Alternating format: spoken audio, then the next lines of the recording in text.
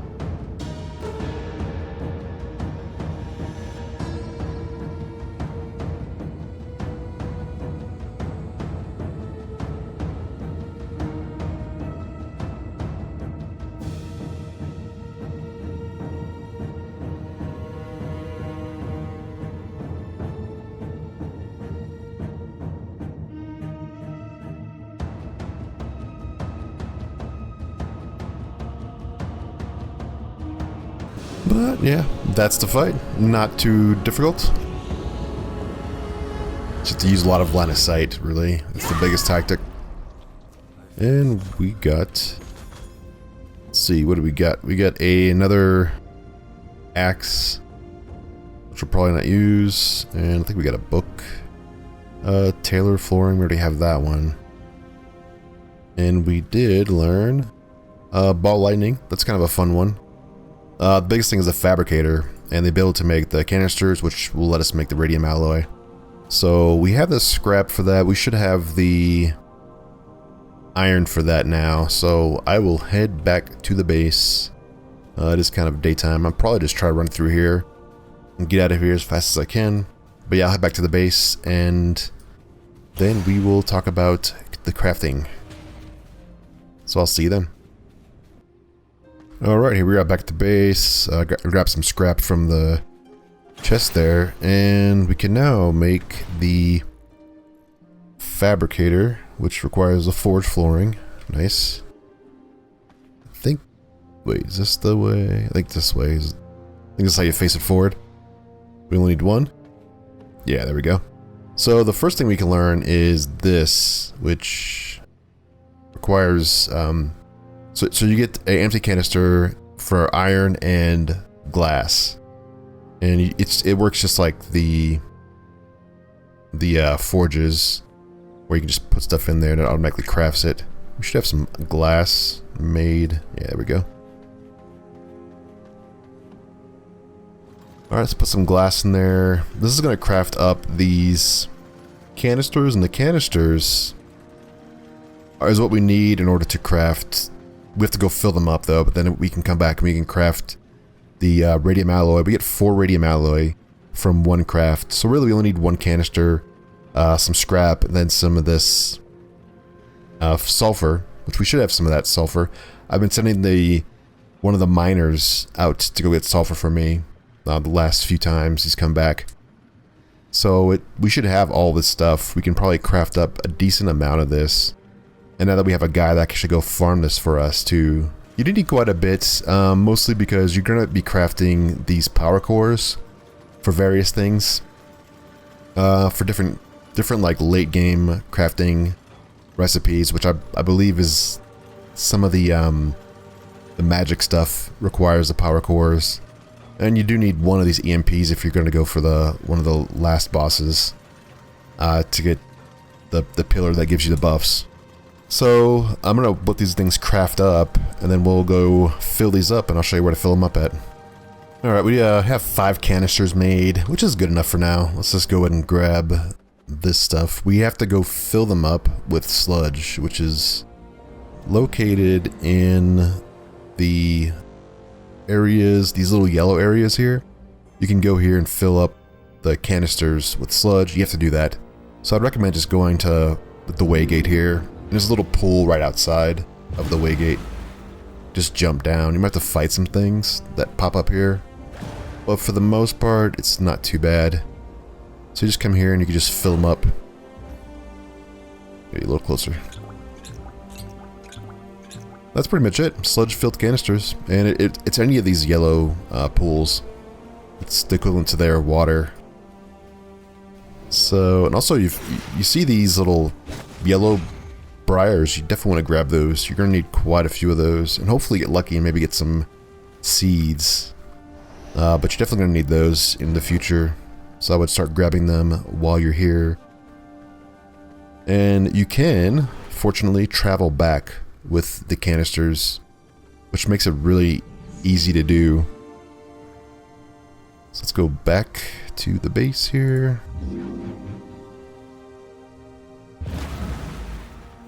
Okay, so we should be able to craft the alloy now. I think we have the materials, right? Let me grab some sulfur. Alright, there we go. I got the sulfur, the scrap. We have quite a bit of scrap. And this is the main thing you're going to use scrap for, is just crafting this. Okay, so we have to wait for this to craft up. So I'll craft these, just craft 2 up. Take a couple minutes. Then we can go check out how to craft the Reaper. Alright, here's the alloy. Let's go back to the forge. And we just dropped this in here. And we need one more blood essence, right? I thought I put... Oh, I got one, okay. I need the regular blood essence. I don't need the greater. So grab some essence.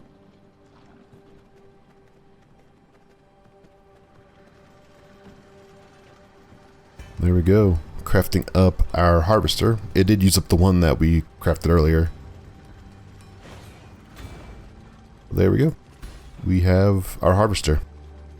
So this is, it's the same thing, but what it's saying is that our strike, our main strike, is what gives us the static charge ability. So if you hover over it, you can see that the tendon swing is storm infused. So this is our tendon swing. So when I hit somebody with this, it does the static effect on them, and it'll probably do a little bit of damage to them besides the actual damage that I do with the weapon. But it is definitely an upgrade, especially the weapon speed. It's supposed to be faster attacks, and more critical strike damage. So both of those are huge benefits. Definitely noticeable, even though it's just one extra level. So we are 62 now, but the biggest thing is going to be just being able to get the bonuses from that. And one of the things we might be able to do is actually craft the next upgrade. So let me go finish making this radium alloy, and then I already have the primal blood essence. We can just get that crafted. Alright, and what's been quite the wait, we can now upgrade our castle heart to level 4. So with this, we do complete this quest, and we now get Dominate Mount. So Dominate Mount is a new spell that we can equip. It's a vampire power. You have to kind of start picking and choosing.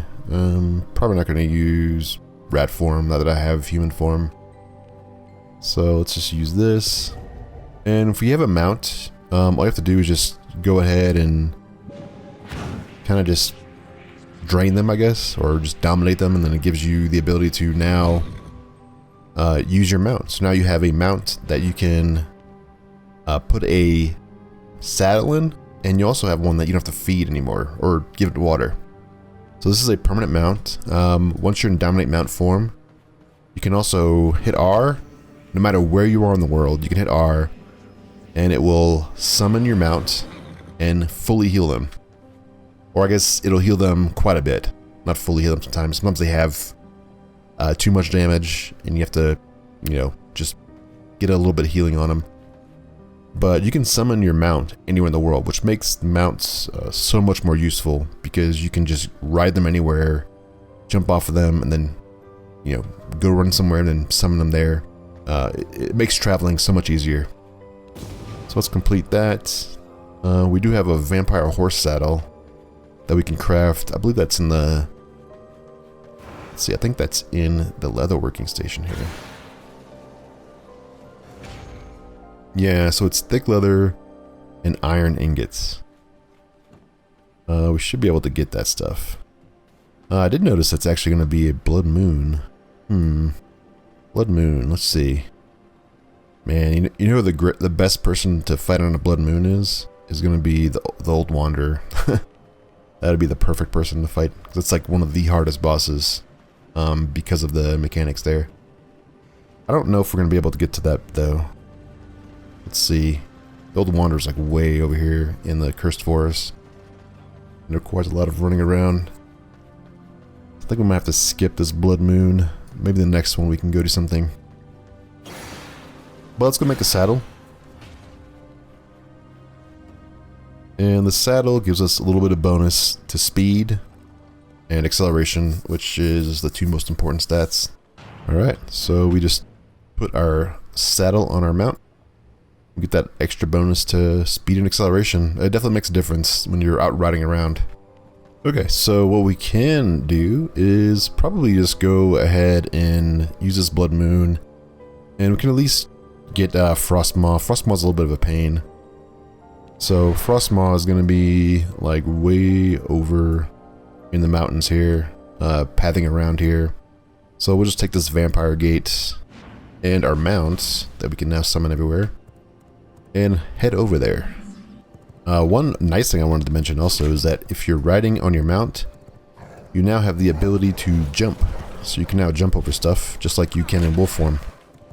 So that makes traveling much nicer in the sense that you don't have to like break down stuff as you're riding around and you're getting stuck in certain places. Let's see, how far away are we from this guy? Very close, so he's probably up here. So let's go off our mounts, and I probably need to pop these. Now we still have half a blood. I think we should be fine. We might not need that one. So he's very close. He does path. There he is right there. Am I getting attacked? No, I'm not getting attacked. This guy is really annoying. He has a blizzard attack, so you definitely want to try to keep your health up and avoid any like unnecessary damage with him.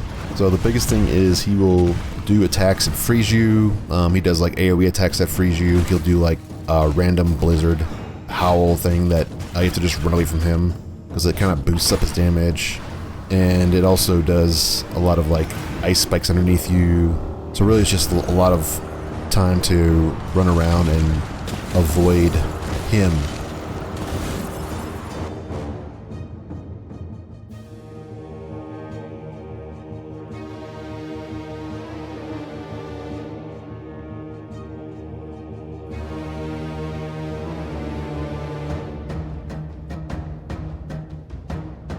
Oh, there he goes. So that's it. That's the fight.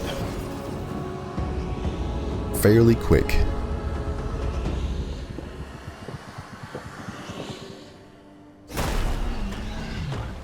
And because he's such a high level, we get some more of those weapons. We're getting a lot of these axes, which is unfortunate. We did get another blood right. I don't use blood right, so we're fine. But yeah, that's pretty much the fight. And of course, we unlocked the Ice Nova. This is actually a pretty good one if you're doing an ice build. It does an AoE damage effect that slows people. I do this one with range attacks. It's pretty fun. And some medium bags. So those are the big things. But yeah, I guess it's a good use of our Blood Moon. We did knock out a boss with it. So let's head back to the base. Alright, back at the base, and I wanted to check out the bags, because there are the upgrades now that we have killed the Frostmaw. So we do have these medium bags we can do. We don't have the medium coin purse, that's another person. But I think the most important one's probably this gem bag, because you tend to get a lot more gems, and they tend to take up a lot more space due to the diversity of stuff that you get. I very rarely fill up the other ones. So I would say, like, if you had to pick one of these, I would pick the gym bag. And it does require thick leather, which we should be getting some thick leather. 19, yeah. Of course, you can get this from the cows in Dunley Farmlands and the sheep as well. And the oil you can get from fishing. So let's make me some wool thread. We should have a ton of wool thread. We get this stuff from our cotton farmers. So yeah, I would say the biggest one is the gym bag. Unfortunately, I don't think you can actually break these down. These like other bags, you can't really break these down. It doesn't give you anything, so you're kind of stuck with these bags once you make them. I don't know, I guess you can throw them away or something. That may fix that. But at this point, if you go and try to break one down, yeah, it gives you nothing. Not a salvageable item. So, that's fine. I'll just stick it in a chest somewhere and then probably forget about it. Actually, I'll put it in the gem chest.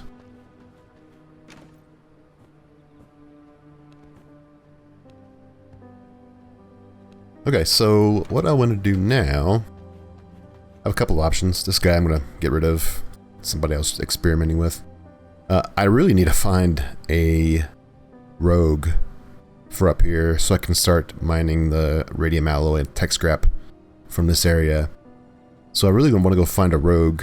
I've went all around this area. I've went to the laboratories here as well. This is where the lightning strikes start, is in this area. Anything that's green is going to be lightning strikes. Anything that's brown, as far as the terrain goes, is going to be just normal sunshine or moonlight. So the lightning strikes are a huge pain. If you get hit by one of those, it burns you, and it does quite a bit of damage, probably a third of my health. But you need to go here to farm up the batteries, which is something we do later on. So I really want to go find a rogue, so I'm not really dependent upon having to farm up tech scrap specifically, because I will need a lot more a little bit later. And I kind of want to make some more weapons for other servants and also for myself if I find some good upgrades. Speaking of weapons, so one of the bonuses that you get from the Shattered Weapons, as you can see, like there's different types of bonuses under attributes. There's like, you know, there's the obvious stuff like the physical power and then the damage to wood, which comes along with being an axe. And then there's like the movement speed and the resistances. Those are like 2 additional attributes that you get. So as you can see, it changes depending on which weapon you have. There is one that gives you a resource bonus, and it's actually like if you get a mace with the resource bonus, it's a really good thing to keep. And that could be your primary farming weapon if you're going out and getting like stone or wood or something like that, or even later on if you're going and farming up like some of the silver. That's a big thing, is going to be getting silver. You're getting more silver from like one resource node than you would without that resource bonus. So I would recommend crafting one of those. I haven't gotten one yet, and if there's something that you don't want, like let's say I don't need this axe, you can actually dismantle these. So you can go into the Devourer and you can just say harvest, and it gives you scourge stones and iron, which is not a big deal, but the next level of ones you actually get radium from. So you can actually farm up the weapons, or if you get excess weapons that you don't want, you can get radium from those. So I mean, scourge stones are pretty good. You can use those to make the magic items for your servants, or, you know, additional magic items for yourself. That's the weapons. Those are definitely good to farm up if you want to. So I guess in the meantime, it's daytime. We can just one other thing we could probably do is go, and we have 2 more bosses in Dunley Farmlands. So we have let's see, we have Octavian. It's kind of like the I guess the final boss of Dunley Farmlands. I mean, it's not the highest level one, because the highest level one is the werewolf guy, Wilfred. So he is technically in Dunley Farmlands, but he's also like on the edge of the forest here. And he gives us silver resistance potions, which are good for mining up silver, which we'll need later on. So we can hit him up a little bit later. He's 64. I would say the biggest person we can probably take on right now is Octavian. He's obviously the next one in progression, but we also can definitely handle him. He's 57. I mean, he's not going to be that hard. And let's see, he is... I don't remember exactly where he is. Let's see if we can find him. I think he's in like the fortress, or yeah, Bastion. So he's going to be in here, the Bastion. He's probably going to be in like right in there.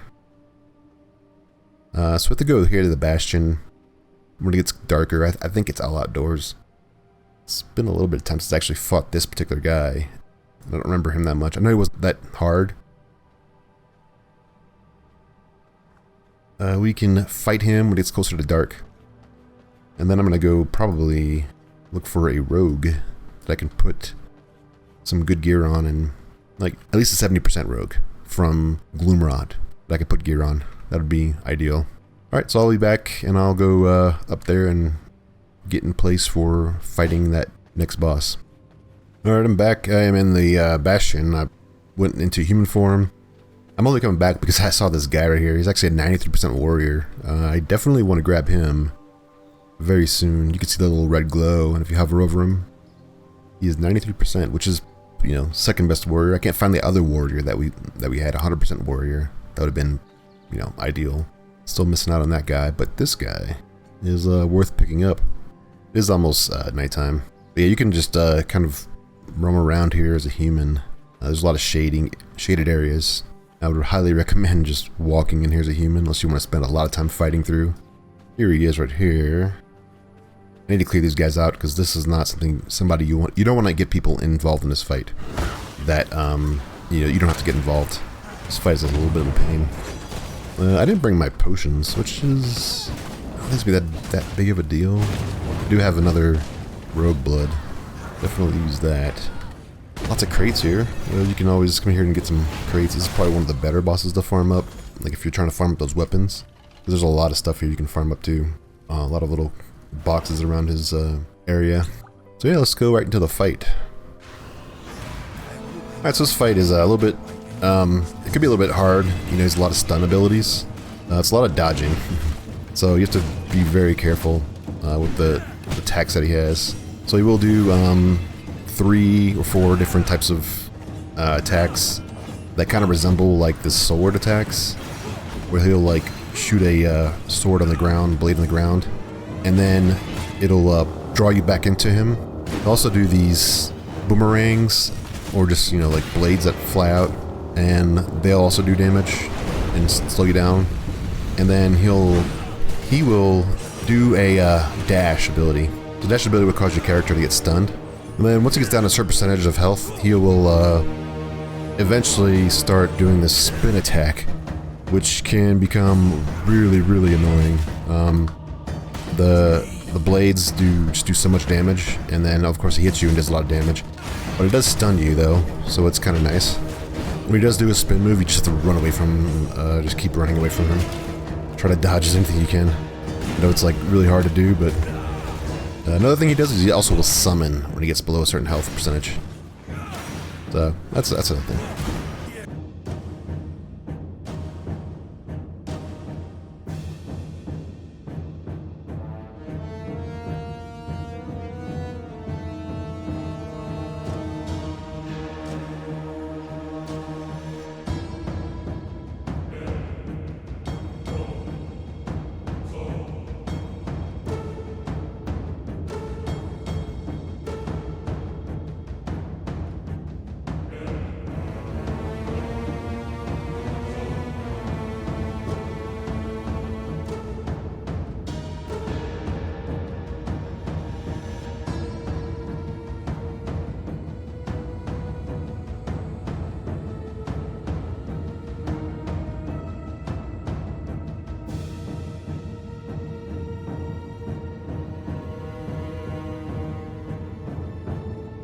There's the fight. Not too difficult. A lot of dodging. I was gonna have ads too to take some of the pressure off you.